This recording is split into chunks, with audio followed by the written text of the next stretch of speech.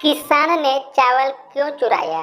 एक नगर का राजा अपने राज्य में रात को अपना रूप बदलकर घूमता था और रूप बदलने के बाद लोगों से मिलकर अपने यानी राजा के बारे में जानने की कोशिश करता और उनकी समस्याओं को समझता था।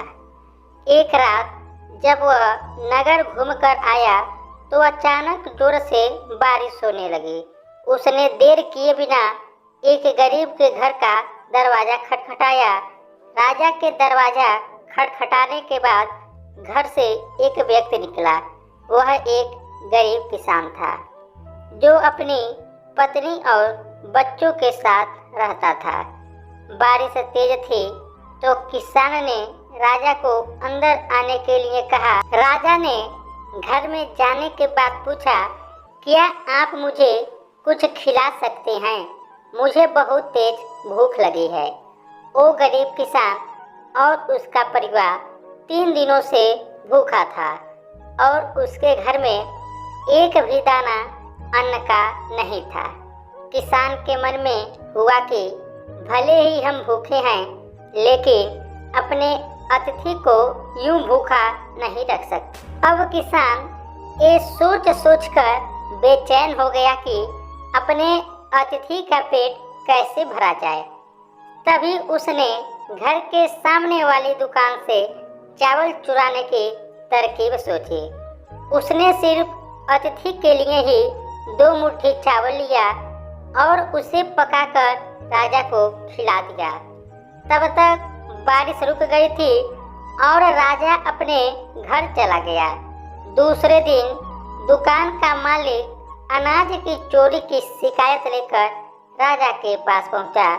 राजा ने दुकान के मालिक और उस गरीब किसान को अपनी सभा में प्रस्तुत होने का आदेश दिया। सबसे पहले सभा में पहुंचे किसान ने राजा के सामने जाकर अपनी चोरी का इल्जाम कबूल कर लिया और बीती हुई रात की पूरी बात राजा को बता दी। किसान राजा से कहता है कि मैंने चोरी की लेकिन मेरे परिवार ने उस अनाज का एक निवाला भी नहीं खाया। गरीब किसान की बातें सुनकर राजा बहुत दुखी हुआ और उसने किसान को बताया कि अतिथि के रूप में मैं स्वयं तुम्हारे घर आया था। इसके बाद राजा ने सभा में पहुंचे दुकानदार से पूछा कि क्या आपने अपने पड़ोसी को चोरी करते हुए देखा था? दुकानदार ने जवाब दिया कि हाँ, मैंने इसे रात में चोरी करते हुए देखा था। दुकानदार की बात सुनने के बाद राजा कहता है कि इस चोरी के लिए मैं पहले जिम्मेदार हूँ और फिर दूसरा तुम हो, क्योंकि तुमने अपने पड़ोसी को अनाज की चोरी करते हुए देखा मगर कभी उसके भूखे परिवार को नहीं देखा। तुम अपने पड़ोसी होने का धर्म बिल्कुल निभा नहीं पाए।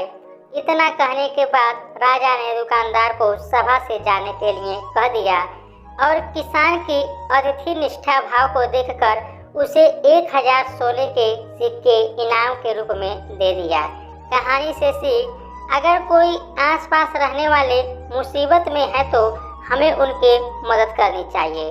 तो दोस्तों, आप लोगों को यह कहानी कैसी लगी अपना राय हमें कमेंट बॉक्स में बताइएगा और इसी प्रकार के वीडियो देखने के लिए हमारे चैनल को भी सब्सक्राइब कीजिएगा। वीडियो देखने के लिए आप लोगों का बहुत बहुत धन्यवाद।